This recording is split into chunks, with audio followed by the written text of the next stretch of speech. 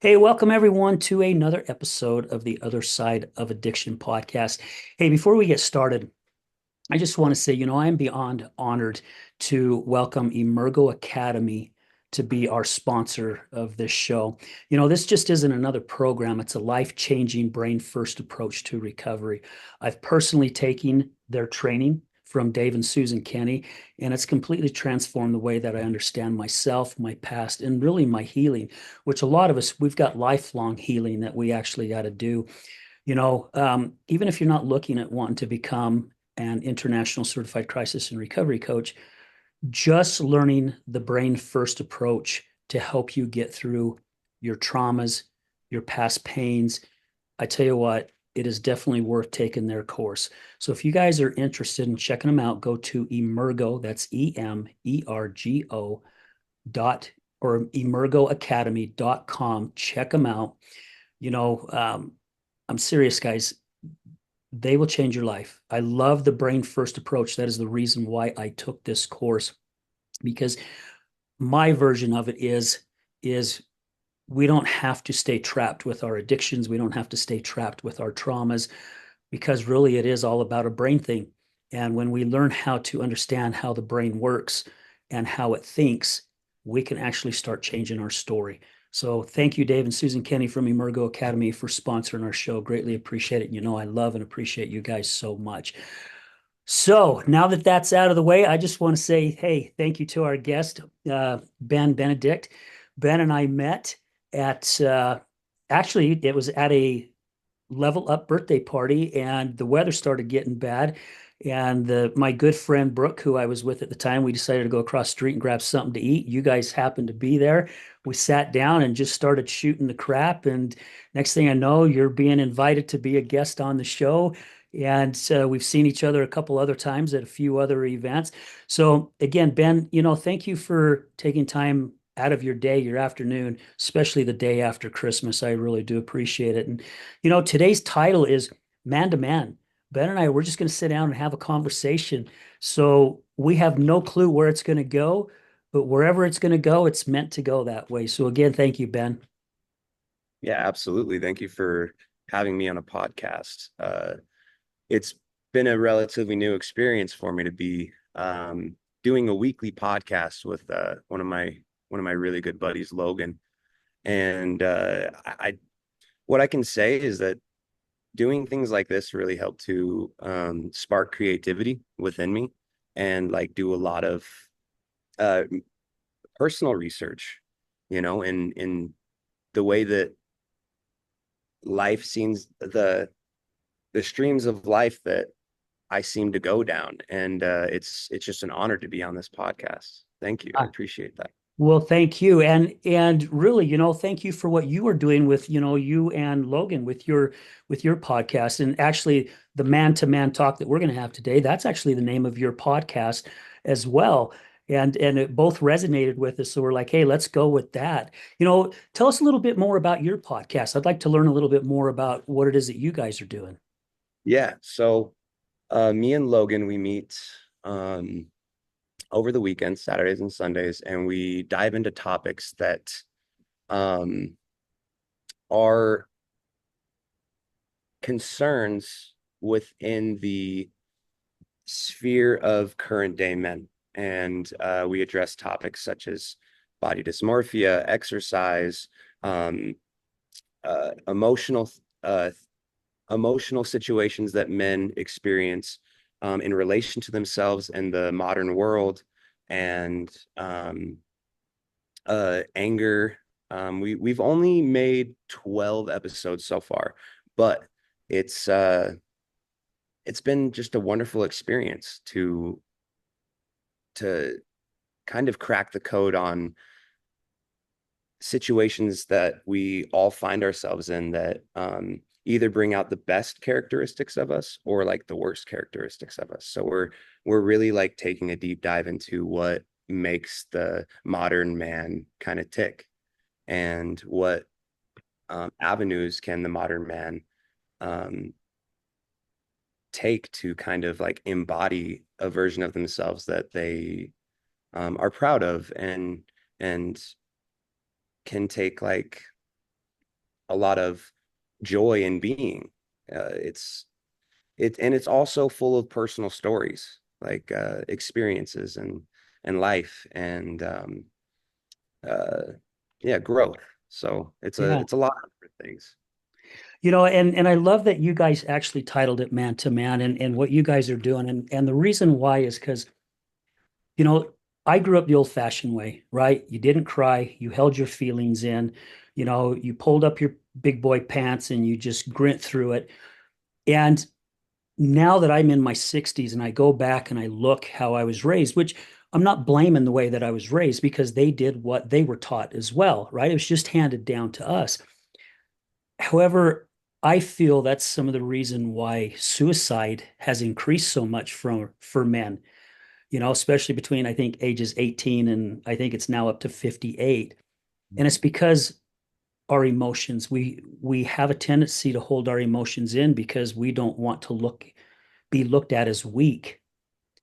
And I remember the first time I did a very first public talk, and I broke down and started crying. And after I got done, people was coming up to me, and I was apologizing for crying. And one of my lady friends came up and she put her arms around me and she goes, "Al, don't you dare apologize." She goes, "You had all of us crying because we Mm. felt your feelings." And she goes, "That way we knew you're being legit, you're being honest, you're opening up." And that says a lot. And I feel that shows like yours and my other good friend Adam, who has his show, it gives men an opportunity to come to a place that's safe and say, "Here's my feelings, and it's okay for me to have these feelings." It doesn't make us weak. And I've had so many women, so many of my women friends go, they're more attracted to a man who's more in tune with his feelings and not afraid to let his feelings out than those that hold it in, because then that's what brings out anger at certain times because we're just so frustrated. Have you Well, found that with your 12 episodes that you've done? it's dangerous. It's incredibly dangerous to bottle up all of that. Because I at the age that I'm at, um, after addiction, like I had a massive surge of like hormones rush through my body as I got healthier. And so I had like all of this energy, angst, um, like desires, goals, and dreams. And my body was just flooded with like a massive surge of euphoria when I started to get like really healthy and really sober. And there was also just a mixture of like unprocessed trauma, um, like ambitions and goals and like pain and enthusiasm and just like all of these things were so overwhelming for me in the beginning. And it took me to a place where like I had to deconstruct like all of these things that I wanted to do and like all of these traumas that had experienced. And I know that there is oftentimes for men in this modern age, it's more socially acceptable to express how you're feeling when you're feeling like a certain type of way. Historically, however, that has not been the case.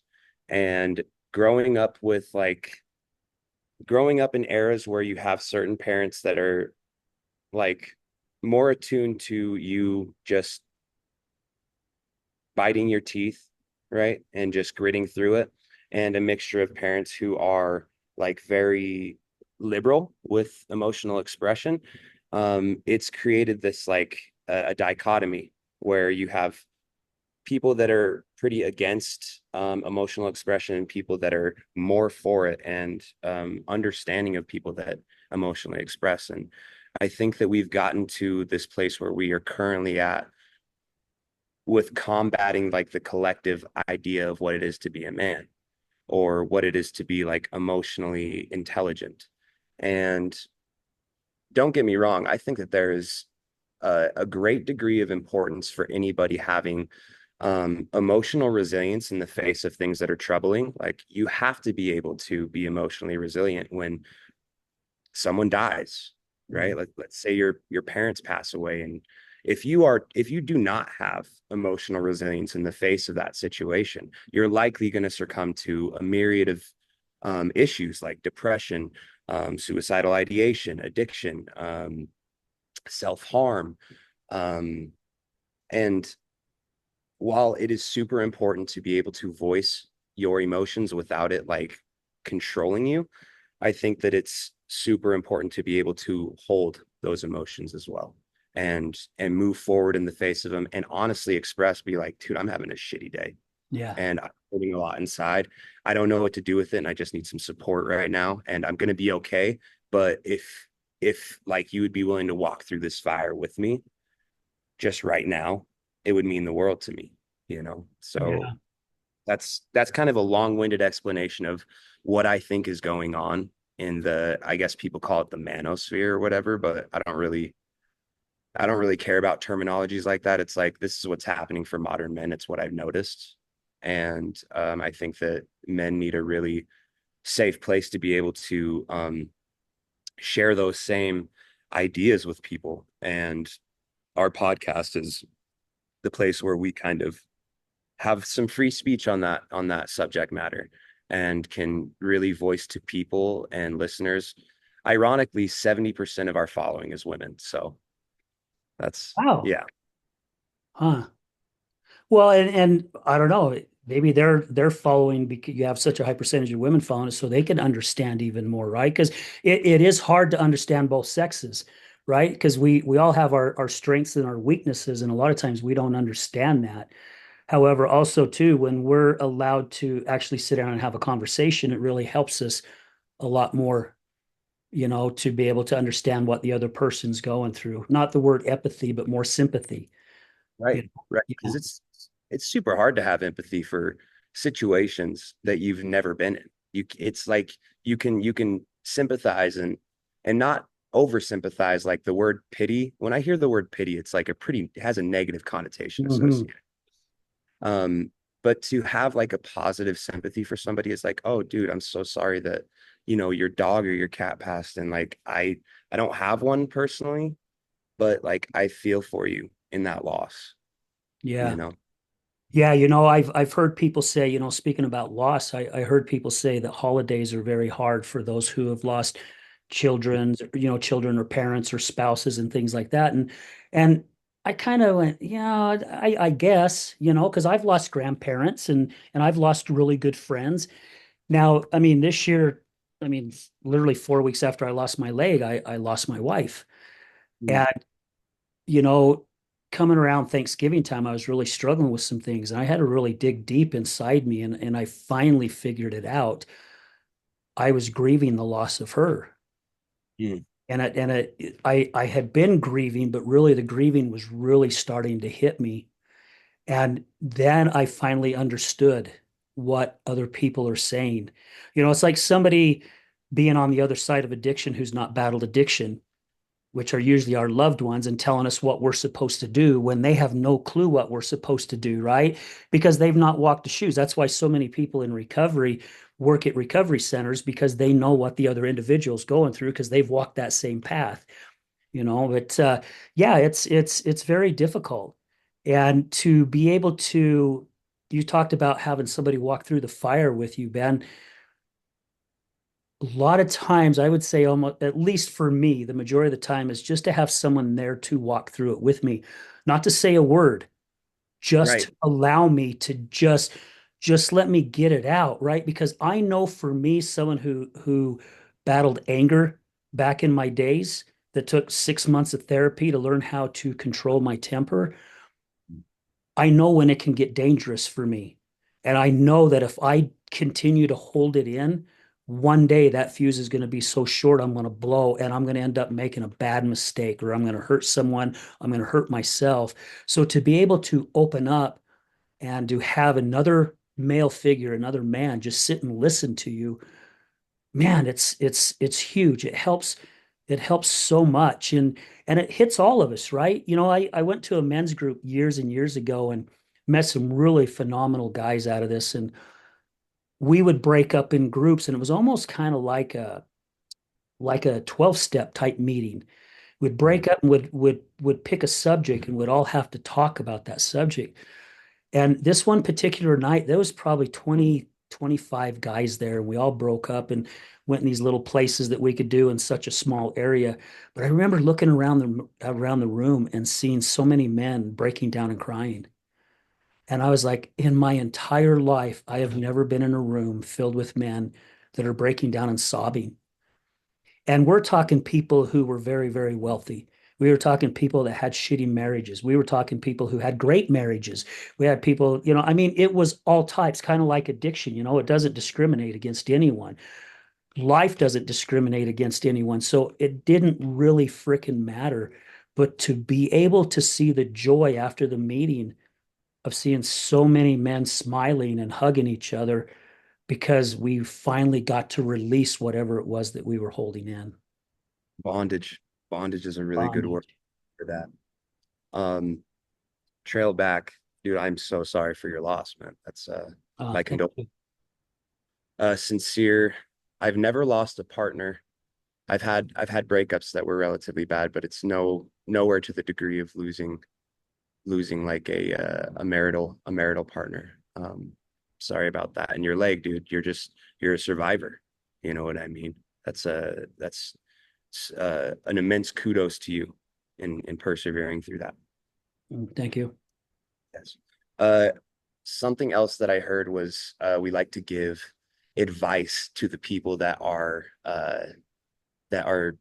struggling in whatever area, and typically because we work in like the addiction fields, right? Like we're so once we get on the other side of our addiction, it's like there's a period of time where you feel like you're like the white knight, and you know exactly what everyone needs to be doing, or you have this message that you need to instill into people and tell them like how you did it and why you did it. And it's so uh formal especially in the 12 step circles, to kind of reiterate the ways that you did it over and over and over again, and impress your opinions of how people are supposed to do it upon everyone. And it's not the same for everyone, is what I've learned, is Yeah. that like really having compassion for where a person's at and like supporting them and loving them no matter what, no matter what their choices are, and just like being a fucking good friend really is all it is, right?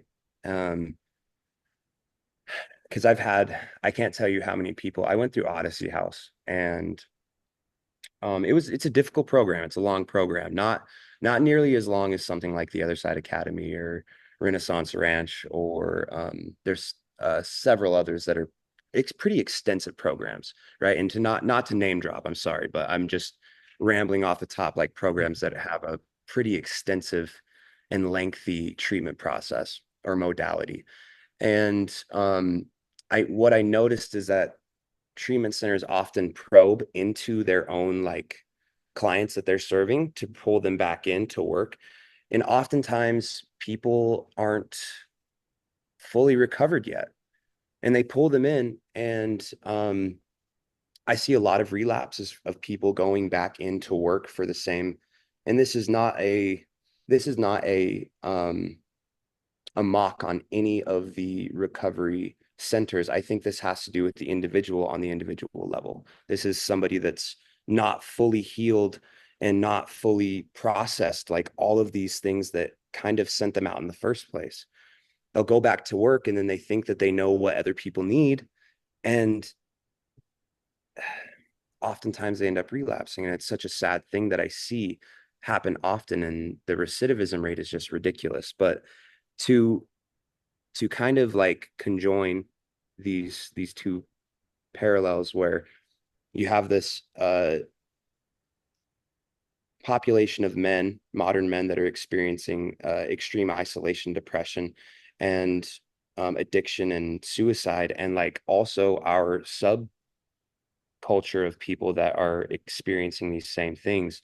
Finding out, like getting to the root of what an individual needs is like probably the most important thing, because and having a safe space to do that doesn't have a lot of judgment, because that's one major thing that I see um often these days, is that there's a lot of judgment associated with addiction. There's a lot of a judgment associated with a man being a man. There's a lot of judgment with um that men carry in relation to crying and being vulnerable. Like it's not safe for men to be vulnerable, and um, it's it's strange to see how modern day times it's actually becoming more of a strength to be vulnerable and a strength to show compassion for people, and it's kind of a beautiful thing. It's a beautiful thing to be on the side of the fight that's like encouraging men to be super vulnerable, and like you were saying, for spaces like even wealthy business owners and people that are doing like incredible things, having spaces where men like that can show vulnerability, because I think so often we have this like image of how we're supposed to be that's kind of stuck in our psyche, that like, you know, the Sylvester Stallone is what you're to strive for, you know, just this ridiculous archetype of a man that isn't real, you know. Well, and if you dig into somebody like Sylvester Stallone and hear his story, his story is not like the characters that he Right. plays. It's totally opposite, because I mean, a man that was struggling with everything and had these dreams and these goals that he wanted to reach and to be able to fight through what he fought through to get there, Right. and I think I have to agree with what you're saying, Ben, for the reason that I have started seeing a change, especially with a lot of my guy friends. They've all moved on to that other side, right? And we're talking your tough guys, right? Like bikers and different types of things back in their days, to see how vulnerable they are nowadays and how much love that they have to give and how much compassion and how much sympathy, and to pull another brother in and go, hey, I'm here for you, and it's okay. You're fine. And because it's very important to have that. And I think even with society, it's time we stop throwing that shame out there, right, on other individuals. Because you said something here probably about 5-10 minutes ago about everyone's journey being different. And I mentioned that years ago when I first started my podcast. I mean, I remember about 3 months in the podcast, I had a studio at the time and a producer, and I said, I don't know how long this show will last, because it seems like everybody's story's the same. Who wants to come on and watch a show where everyone's story's the same? And he just said, I'll just keep doing it. And it took me a while to finally realize it wasn't the story, it was their journeys.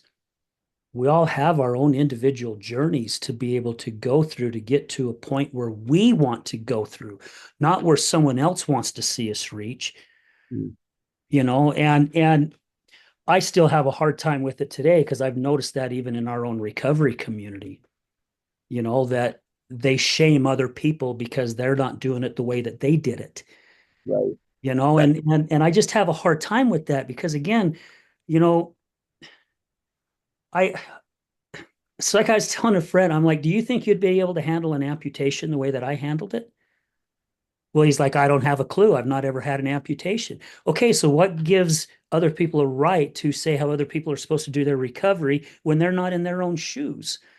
So we all have our own separate journeys, and sometimes we do need help through that journey, whether it's a crutch or not. I mean, I had to use a walker for a certain point till I got to be able to use the crutches, to where I finally got my first prosthetic leg. And, it was all these steps I had to take just to get me to where I'm at today. And I think it's that way just really for every person's life. There's these steps we all have to take to get to where we want to, as long as we have our mind open and we see where we want to go. right. I think of the word harm reduction in relation to that. I've had friends that have have ventured out of just the fire and brimstone big book rhetoric that has says basically no mind altering substances, and have like, you know, taken like ketamine therapies that have like entirely changed their life and made it so they don't want to kill themselves anymore. I've had people that microdose, that have lost entire friend groups, that are actually leading like a happier life. And mind you, like their recovery and their modalities are different, but they're on the fundamental level, they're still humans. Or even men that are taking testosterone replacement therapy that are relatively their overall well-being as far as they state to me, right? I don't have like a diagnostic scanner on them or anything, like checking their vitals and like really understanding what they're going through. But the words that they say to me, like since they made their own decision of how their recovery is going to go for them, um, oftentimes, aside from the people who relapse, because generally when you introduce a substance into your recovery, there is a higher likelihood of relapse. And that's just kind of how it is. But there is tons of people that I know that have introduced different modalities into their recovery that are leading incredibly fantastic lives and are operating businesses and are able to be there for their children and are productive members of their community. And so it's a shame to ostracize anybody, especially a close friend, simply because they're, you know, taking psilocybin or ingesting THC on a medical level to like live a functional life. It's just like any other medication, right? And I'm for me personally, I am against pharmaceuticals. Like that's something that I watched my mom destroy her life with my entire life. Just an amalgam of medications every single day, having to take those to function. And if you could do it on a more natural basis, why not? Right. Um, so I there's there's flaws that I find with all things, right? With anything in this life, it's easy to point out flaws, but I also notice that there is a here, I gotta leave this room real quick. There's Okay. a lot of things that are successes that have taken place in the world of recovery with the introduction of different ways of leading your recovery. And I'm just so excited to see how much more there can be, and what more can be done. Sorry about this move real quick, No, it's y'all. okay. It happens. Yeah. Yeah. It's don't, no worries to be sorry. I have to agree with you again, Ben, on that. And again, I'm not agreeing with you because you're my client, because or not my client, but my guest, because I've had other guests on the show where I'm like, well, I disagree with what you said, but yeah, things are changing, right? There's so many different ways now that people are coming up with recovery in all types of things, not just drugs and alcohol, but with traumas and all kinds of different stuff, and a lot of this stuff has been scientifically proven, through years and years and years of studies and how it works. And that, like I said at the beginning of the show when I was introducing our sponsors or thanking our sponsor, that brain first approach, I think was huge. And that's what really got me interested in it, because once we start learning about how our brain works and how it functions, our subconscious is there to protect us, but in reality, it's actually doing more harm to us than it is protecting us. Can you still hear me? Yeah, I still got you, buddy. Oh You got man. me? I can hear you. Okay. All right. Uh, so I love and what's your sponsor's name again? Emergo Academy. Was it? Emergo. So I wanted to Emerg. say Mersago. Emergo, yeah. Emerg. That's Emergo. That's when I first heard you speaking about that, there was a part of me that was like happy, jealous that you have a sponsor. Then I was thinking of myself like, I wonder if we'll have a sponsor one day and who it will be and what it will look like. But when you were explaining it and how close you were and how you've even taken it yourself, um, it really speaks to the fact that like to be a sponsor of something that you've actually used before is like a really it's a really honest way of going about like collaborating with people. And I like the idea of having done a product and also promoting it. So promoting a product that you know is tried and true. And I think that that's just an incredible thing. So I wanted to give a shout out to you for doing that, you Ah, know, thank you. and what was that experience? Yeah, what was that experience like with them? Like the brain first approach. I'm Oh very my curious my with that. gosh. You know, in all honesty, the very first class that I took, I actually got a hold of them after the class and I said, I don't know if I can do this. This was just like way out of my orbit, you know. And they're like, nah, you'll be okay. And they happened to be guests on my show. That's how we ended up meeting. Is their assistant reached out to me and they were interested in being guests on on the podcast. And they came on, and that's when I started learning a little bit more about them. Plus, they sent me their website, and I was, studying on them a little bit. But as time went, Ben, it was really interesting to start understanding how, I'll just put it this way. In their training, I realized that I had spent the majority of my life playing a victim Mhm. over and over and Yeah. over and over. And these these coaches, they're in Canada. They live in Canada. And they mailed a book called The Power of Ted to every single one of their students. And one of our homework was to read a book. And it's a pretty short book. It's like 280 something pages. So it's called The Power of Ted. And it's in a story form, but the way that the story is written is really cool. And we added it in with our training. And I had come to realize, even with my daughter's help years before this even happened, that I had spent all this time in my life playing a victim, that I was always pointing the finger, right? My actions were always because of what somebody else was doing in my life. And it really started opening my mind. And it's almost like I had to take these steps, right? Somebody mentioned something to me back in the beginning of 2023 that I needed to start sharing my story, not my wife's story, because it was her story to tell.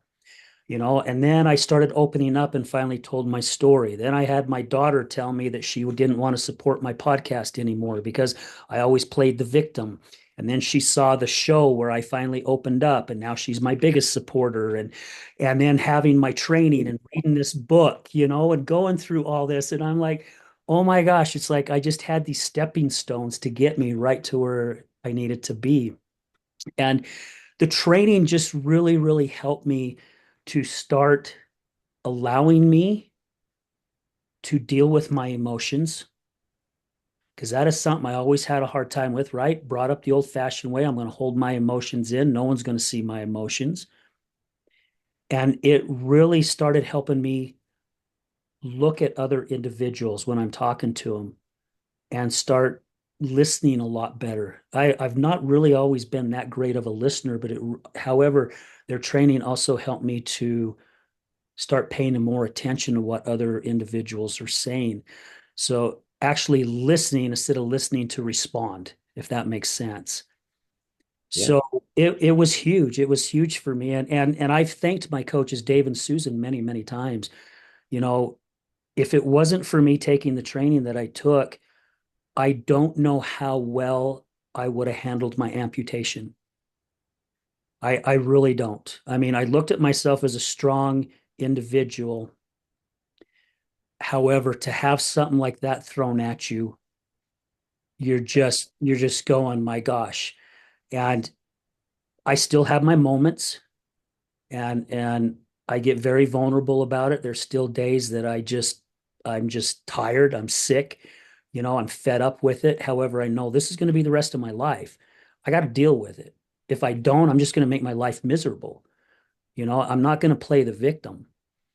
And I remember saying in one of my public talks, and I've said it on my show a couple times, that I woke up one morning in the hospital, and it could have been the very next day after the amputation. I remember looking down, I don't see my leg, and I'm just bawling. And I'm just like, great. This is just effing great. And Mm. I started going back a little bit with my training. And I finally said, you know what? God just handed me a blank piece of paper and a pen, and I can write this new chapter however I want to write it. And I'm not going to write it. See, I get emotional even talking about it. I'm not going to write it as being a victim. I'm going to write it as I'm the hero. I'm going to get through it no matter what it takes. And I don't have a problem showing my emotions. I'm going to have my good days. I'm going to have my bad days. You said it earlier in the show, to be able to say, man, I'm not okay today, right? I'm really struggling today.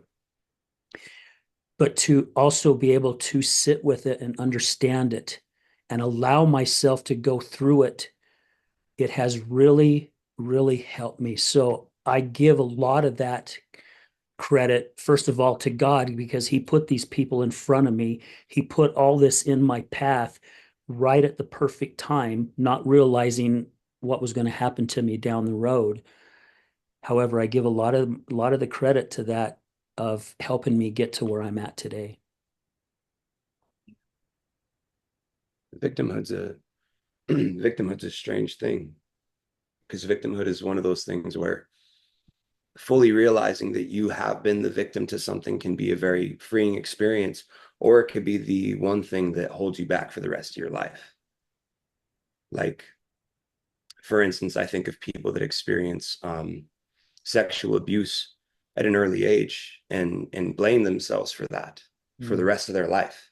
They're like, oh, I'm the reason that this took place. But realizing that you were a victim to something like that can be an incredibly transformative experience. And you're like, oh, that actually wasn't my fault. And I'm not to blame for something like that. And on the other hand, where victimhood can be so detrimental for especially people in recovery, where the narrative is, my mom did this and my dad did this and my ex did this and my kids won't talk to me because of this. And it's like you're using these situations that you have placed yourself in and were a willing participant in as the fuel and excuse for continued shitty behavior for the rest of your adult life. And I've seen victimhood. I've seen I've seen both. I've seen a very contrast between those two things. The word victim, and for for me, there was a lot of situations that I had found myself in as a victim, where things just happened in my life, like my my father having a heart attack at 14 and leaving both my mom and me destitute. I that's a victim of circumstance, right? I'm a victim of circumstance in that situation, and acknowledging that and being like, oh, well, I don't have to let that narrative be the rest of my life. Like that's a thing that took place. And sure, it's an super unfortunate thing that took place, and it left a huge ripple in our family and scars, and led to me choosing into a bunch of various shitty things, right? Becoming a heroin addict, choosing to leave the foster families that I um, was adopted into, um, uh, choosing to become an IV user, right? Like we have choice. We have the power of autonomy and choice in our life. And I love what you said about rewriting the story, because that is such a powerful narrative that I learned just recently within like the last 3 years, is the power of story and the power of choice and change. Um, but I've seen both things, both like the acknowledgement of being a victim of something being an incredibly powerful release, where, and I've also seen the opposite side of it, where claiming to be a victim of something can hold people back, especially men. If you are a man and claiming that you are a victim, it's probably because you're not doing something in your life that you need to be doing. And it's it's it's a strange balance between those two things. Yeah, very And much. I hear the I hear the profound change in perception that you experienced in relation to your own victimhoods. And it sounds and it seems like to me that you you comprehend how control over your own life how much control over your own life you really have in your own story. Yeah. Well, and at least for me, somebody when I was back playing the victim, and I just had this happen to me recently through someone else, we have a tendency to wanting to pull them into our victimhood, right? If that is the proper way of saying it, right? We are still playing a certain role, and we still feel like we're still in that sitting on that certain pedestal. And when we have somebody that's outside of us, it's like their actions are triggering us in one way or another. So we want to pull them into the same arena that they're at. And when you learn what we learn and start understanding that a lot more, because again, about a couple months ago, I had this happen to me where somebody was really trying to draw me into to get in their ring. And Mm. when they said a certain comment about copping an attitude, I'm like, okay, wait a minute here. Now the old me, I would have jumped in that ring, had my gloves on, and let's go. I'm ready, you know. But the new me now, where I stop and I think a little bit more, I'm going, huh, yeah, I'm done. This conversation ends right now. And it did. I ended the conversation because it's like it doesn't matter what I do, doesn't matter what I say. Plus, I don't have to defend myself because I know the truth. I don't need to play it. And I think our strengths when we start understanding things like that and also start hanging around like-minded men, right, who have gone through that same battle, we start learning to go, this is not worth my time anymore. And I'm not going to allow it to take me in a place I don't want to go. And as men, when we can sit down, and this is just my version of it, when we can sit down and learn how to ask ourselves the question, why am I feeling this way? Where is this coming from? Our brain will search and find the answer. And I'll give a good example really quick. I was struggling with a lot of stuff. Well, with one situation, one item, and it was like an item of rejection. And it's something I battled with the majority of my life. And it was really taking me in a dark spot. And I didn't like the way that I was feeling. And I was allowing myself to sit in my emotions. However, I felt like it was taking me deeper in. And I really felt that I needed to get this figured out. And I finally realized I got to ask myself where this is coming from. Why am I not asking myself? My brain's protecting me, but it's taken me in a place I don't want to go. And it took some time. And I asked myself, why am I feeling this way? Where is this coming from? And I was just sharing this with a buddy of mine last week. And I says, all of a sudden it came to me. What I was feeling went all the way back to the age 7, when I was 7. So a lot of people don't know I was crippled when I was a little boy. I had a disease called Perthes. It's like a form of a polio. So I had like the Forrest Gump brace on my left leg and the big old platform shoe on my right leg. And in school, I never really got picked to be picked on teams, right? Like during recess, no one wants Al because he's crippled. He's got a brace, you know? So I always felt rejected. Because of that, all the way back when I was 7, I've taken that all the way into my adulthood, not realizing I was doing it.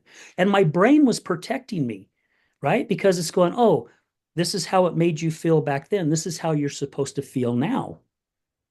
And basically, I was curling myself up in a freaking ball for no reason at all and not realizing why. However, when we start understanding life a little bit more and stop fighting it and start asking ourselves, why is this happening to me? Where is this coming from? Because our brain will find the answer. We just got to ask it. And that really opened my eyes. So now I hope nothing's come up yet, but I'm sure life is going to throw some kind of rejection at me again down the road because it does.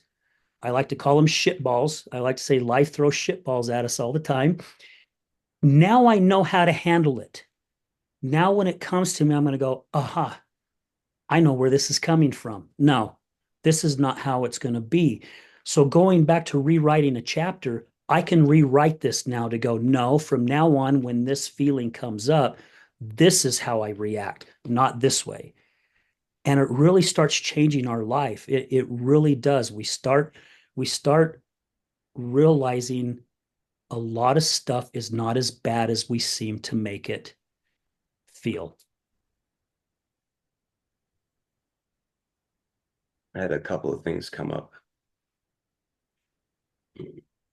Kind of want to just sit on that for a second. Um, One of the ways that I know my life since getting introduced to recovery and like having a very profound change in behavior was the role models that I surrounded myself with. Because it's so easy. It is so easy to, as they say, as cliche as it is, you hang around the barbershop long enough, you're going to get your hair cut, but you hang around people with God, I don't want to use this term, lower vibration energy, I guess, but like doing the same shit and expecting some sort of different result, like, with the trap house mob mentality, like run over everybody and like take type of mentality like that, it has such a profound effect on your own behavior and psyche and development when you hang around with people or even your parents instilling like pretty terrible virtues into you at a young age, or experiencing like a hardship like you did at a young age that has profoundly shaped who you have become as an adult, and like especially reinforced like traumas or core beliefs of yourself. It's so interesting how like the change of your environment or the people that you associate yourself with can can can spur like intelligence, and it can spur courage, it can spur self-respect and self-acknowledgement and self-value. That has been so fundamental for me, is like choosing the people that I hang around with wisely, because like, and it also goes back to what we were talking about earlier, where people that are early in recovery and haven't really done all of the work that is necessary for themselves, embed themselves into a program where they're helping people. It's like you haven't even fixed yourself yet. What gives you the authority to start helping these people? Like you can't even take care of yourself yet to a degree that's going to be sustainable for the rest of your life. And I find it very interesting that people are so early in recovery and sending out messages of um, of change, profound change. I think that, and this is a personal thing, right? That during the first years of self-realization or self-actualization, whatever you want to call it, where you've had a profound change or understanding or acknowledgement of like a core belief, you got to work on that thing first before we start like telling other people how to be or what to do. And I've noticed it in my own podcast. Like I'll find myself telling people how to be or what to do, and like there's still aspects of myself that I'm working on, and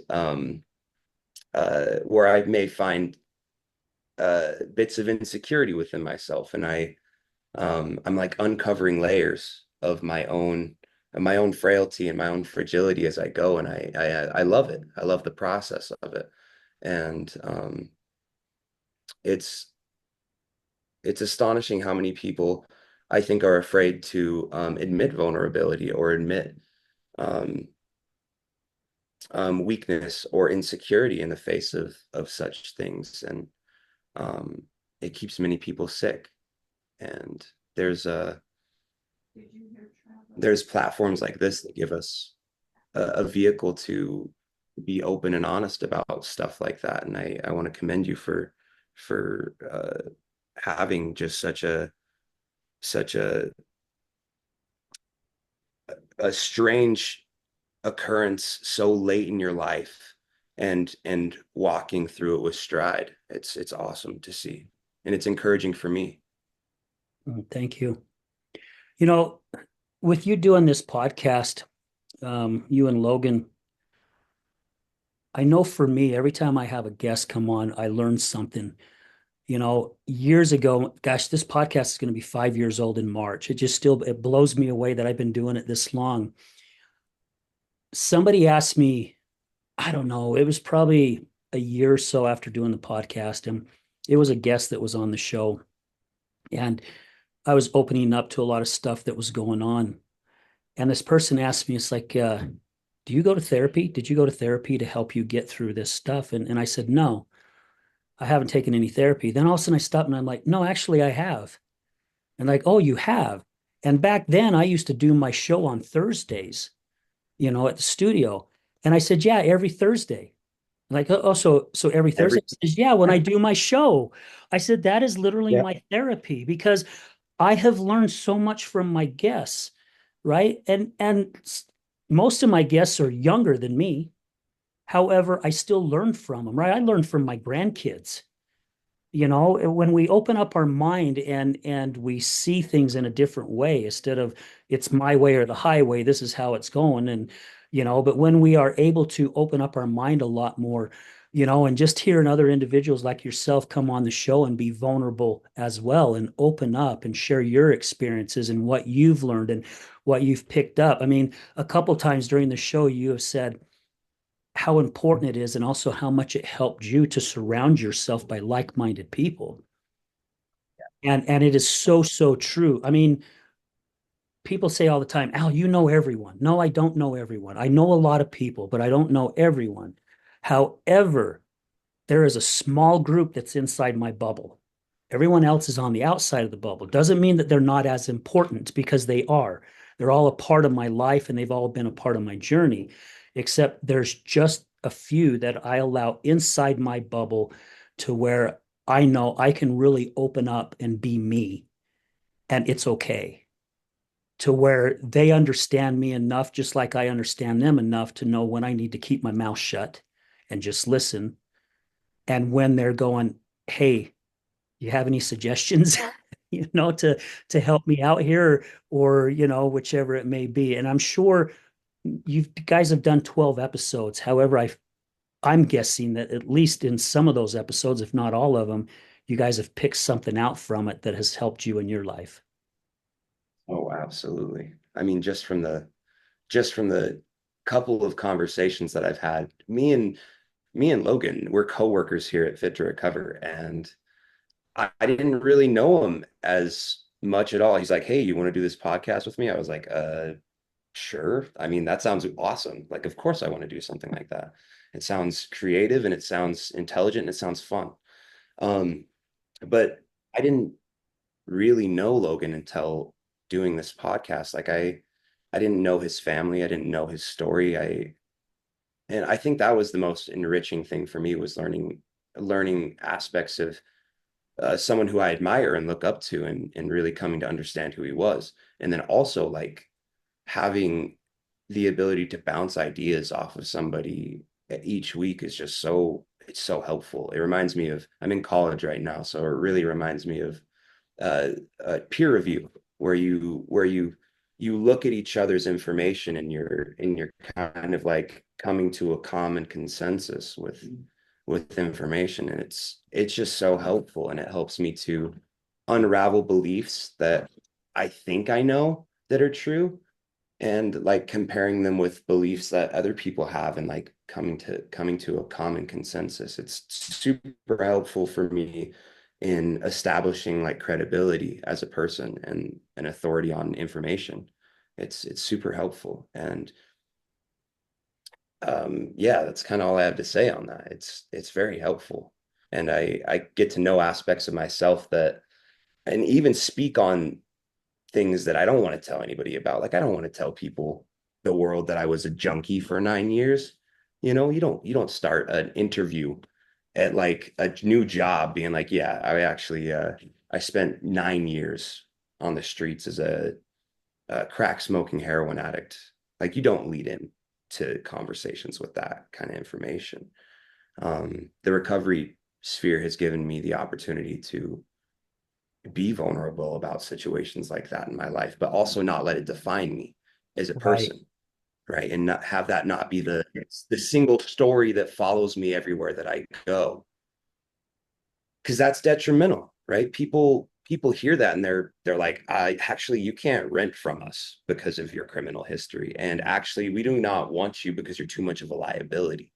Um, in the recovery world, I've found we've probably found a place where like we're seen as humans and the individuals that we really are, and there's safety behind that. Yeah. Yeah, most definitely. That's one thing that I have an issue with it, and I'm not knocking them by far, not at all, because they have saved thousands and thousands of individuals. But I don't like seeing people get up in meetings and say, "Hi, I'm so and so, and I'm an addict." And a lot of these people have been clean for 15, 20, Right. 30 years. And I don't like that they continue to put a label on their head because they're not that anymore. And you just said it, that's a past them. They're that's a story that's no longer a part of their story, right? They've moved on to other chapters in their life, and now they're making the best of what they've been given now to make a better life for themselves. And so I like that you said that, because it's our past. And our past is exactly where it needs to lie, in the past, because I'm not the same person I was yesterday. At least I like to tell myself I'm No, not, no. right? Because there's still something. I mean, watching my grandkids open up their gifts and seeing how loving and kind and how grateful and thankful that they are, and just sharing what their morning was like and things, and my grandkids are 14, 11, and 9, like I said earlier. And I just that even made me a better person at that moment. So if we look at ourselves every day, especially with us, man, and it needs to be with everyone, that we are not the same person we was yesterday. We're a different person that we are today. Because I like to say many, many times, and I've said it on this show so many times, I have goals in my life. I've reached some. There's still some I'm working on towards.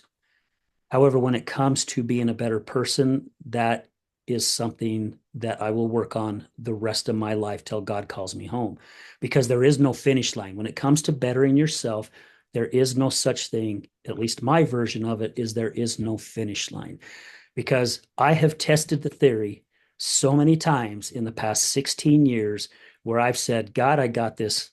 I got the wheel now. Thank you for getting me this far. I got it. I understand. And it doesn't take long before I'm freaking right into another wall or into another ditch. And I'm going, yeah, my ego jumped in again and I don't have it. And it's something that I will not ever have, because there's learning continuously for us to go towards. Yeah. I love the idea of not labeling yourself as one thing. I I am such a big proponent of that, where your idea of yourself and the labels that you associate yourself with are so freaking powerful. Mm. Like that, um, it's like you're persuading yourself to think that you are this thing and you will forever be this thing and you are continuing to be this thing. However, when I step up in the when I step up in a room, right, and I announce myself as an alcoholic, which I mean, I was an alcoholic for, probably from the age of like 15 to 17, but I was a lifelong, or at least decade long, heroin addict. You know, um, when I announce it, it's like there's a part of me that understands that I have been that at a point in my life, and I also don't have to take that label so seriously. It's more of a formality in this. That's how I've come to understand it. It's the formality for this specific space, and it doesn't have any power over me. Like, I don't, this label is ridiculous. But I will do it in this formal setting because it's meaningful to the people around me. And Mm. that's one thing that I've come to understand, is that there are formalities in the recovery spaces, and people really are uncomfortable with change. And that's why the introduction of like these new ways of recovery is so condemnable, in a lot of people's eyes. And it's hard for people to wrap their heads around, like, maybe this person, you know, they're going their own way, and they're choosing their own belief system, and they're choosing their own way to deal with their addiction. And uh, let's celebrate them. Let's celebrate them on their path, and admire them for their journey and what they're going through. Like, I've had people condemn me in my own choices that I consider dear friends. And it's really drove a barrier or a stake between my desire to spend time with them, and even, like, have conversations with them. It's like, oh great, they're going to come over here and tell me how I'm supposed to be living my life right now. And Mhm. I don't want to, like, I want you to acknowledge the good things that I'm doing in my life, and help build those parts of myself, instead of denigrating the the choices that you see that I'm making as wrong. Like, because there's a ton of things that I'm doing in my life right now that people could be giving me kudos on, like having consistent exercise regimen, going to college, um, maintaining a professional career for 3 years without driving it into the ground, for not injecting drugs into my skin every single day, for working on being a better son to my mother, who is incredibly difficult to work with, and who I've caused a lot of grief to throughout the entirety of my addiction, and like stepping out of that victim state and being there for her. Like, there's so many, and make like there's so many things that people could do a better job of acknowledging in other people and reinforcing. But no, everyone wants to point out the flaws. Everyone wants to be like, you're doing this wrong, you're doing that wrong, you're doing this wrong.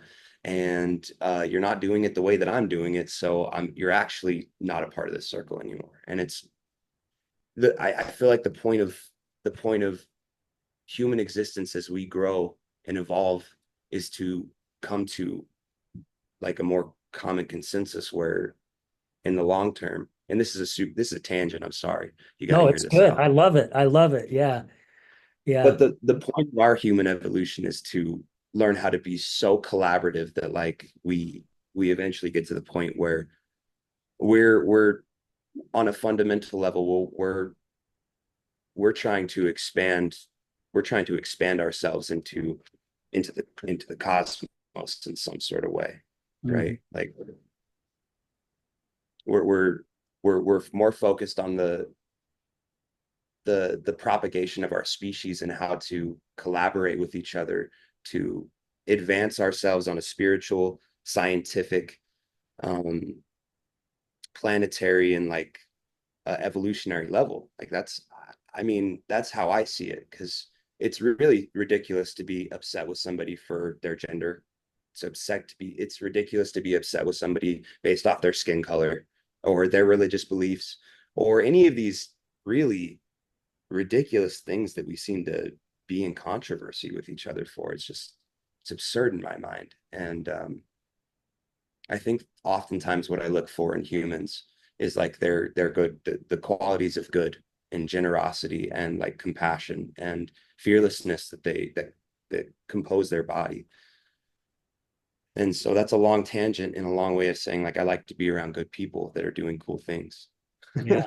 you No, I know love I love that you shared that because I get everything that you're saying on that.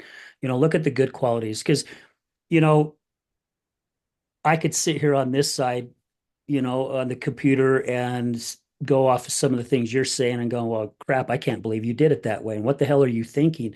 However, if I turn around and I stop myself and I put myself in your shoes, going, wait a minute, let's see, what if I put myself in his life? I would be looking at it the same way he's probably looking at it, right? Because I really don't know on my end. I'm just going off of what you're saying. But again, until we are in other people's shoes, I feel like we don't have the right to say what they're supposed to be doing. no.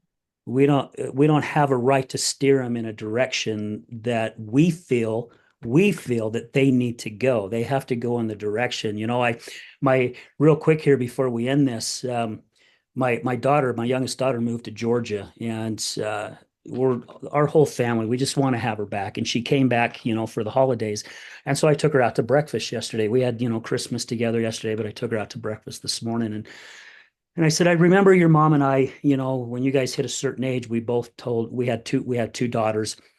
I said that we taught you everything the best that we knew how to teach you. But once there's a certain age, your choices are now your choices. You can either choose good directions or bad directions. And a lot of times in life, we choose bad directions. But again, that's our journey to get us hopefully on the right next path. And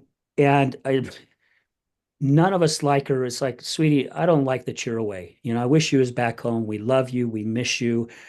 And she's telling me, she's kind of confused on which direction to go. She's staying with her boyfriend in Georgia, but she doesn't really like being there. But she wants to be home around family and all her friends. But then she's going to miss her boyfriend, and she's so stuck between this. And I said, instead of being a parent and going, well, this is what you need to do. I said, well, sweetie, this is dad's suggestion. Again, it's just my suggestion. You got to do what's best for you. But I said, tap into your spiritual stuff. Your spirit and your body will tell you the direction that you need to go. And it won't steer you in the wrong direction. So I said, look at your options, feel, do your pros and cons if you need to. But I'm like, ask yourself, what would be the best move for me? And I says, in your body and your spiritual side will figure it out. And it'll tell you. And sometimes it'll use other people to get the answer through if you're not listening. And she was like, yeah, Dad, that's really what I'm starting to work on right now. I'm just kind of working on just where is it? Where do I feel the most being drawn to? And I'm like, well, then, you'll figure it out. And I says, but Dad would love to have you come home. So would your mom, and so would your sister and your nieces and nephew would love to have you come back. However, again, sweetie, I want you to do what's best for you. And that's just how I left it. Because again, it's her journey. And I got so tired of people telling me what path I'm supposed to take and which journey I'm supposed to be on, when hell, I didn't even freaking know myself, you know? So anyway, is there any, I know you've got a class to teach here soon too, so I don't want to hold up your time, but is there any last thoughts or something, I don't know, a powerful message or something you'd like to share with our listeners before we sign off?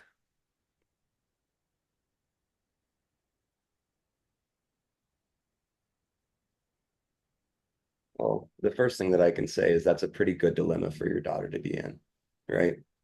Choosing between like the love of her current life and being with her family. It's a really good two alternatives to have, right? Mm-hmm. So I makes me smile thinking of that, like having really good choices to make.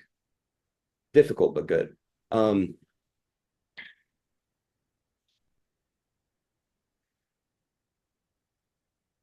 yeah, I would say come to understand what your definition, your personal, as to the listeners, what our personal definition of good and bad means.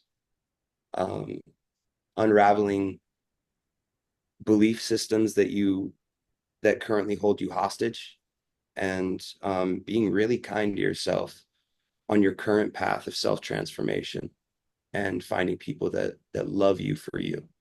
That's it. It's all I have. I love it, and I'm writing it down because I want to fit that into the comments somehow. So I love that. Definitely love you for you. Because I've said on the show a few times. I was asked. I was a guest on a show a couple months ago, and the host asked me what brings me joy.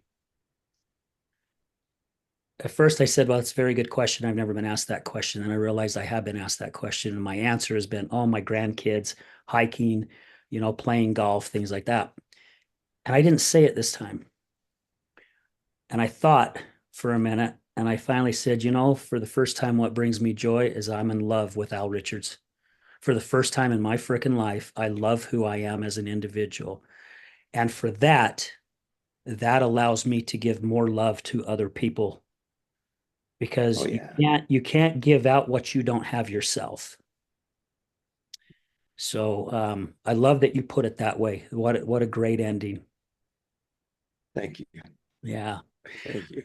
Thank Man, you Ben, for what having a me on the show, Al. oh my gosh, absolutely. Thank you for being willing to come on as a guest. I love this man-to-man conversation that we got to have, and we went in a couple different arenas, and I loved where we went. We chased a squirrel every once in a while. However, I feel if we're chasing a squirrel, we were meant to chase that squirrel. So even when you went off on your little tangent, I'm like, this is exactly where it needed to go, which was perfect. I mean, it was a perfect place to lead off to for the end of the show. So thank you again for your time. I really appreciate it. Absolutely. A passion makes some of the best works of art in the world. Yeah, yeah, well put. Well, guys, thank you again. I want to say thank you to Emergo Academy, guys. Really check them out. EMERGO Academy.com. Check out Dave and Susan. These guys will not steer you wrong. They didn't steer me wrong. And I want to say thank you to all our past guests and our future guests. We've got some really good guests that are coming up here in the next few weeks. And most of all, I want to say thank you to our listeners. You guys are the ones that's keeping this possible. I mean, today's episode was 368.